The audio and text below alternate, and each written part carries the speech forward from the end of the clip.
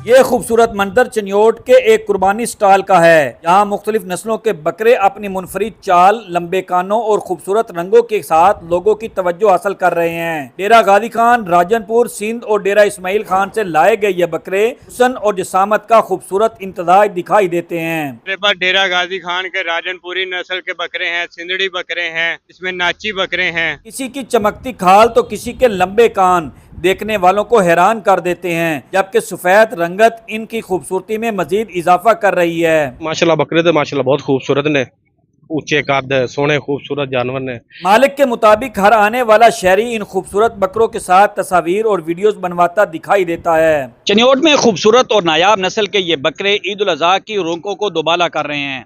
Camera team के साथ अमीर उमर चमन, एयरवाई न्यूज, चिन्योट।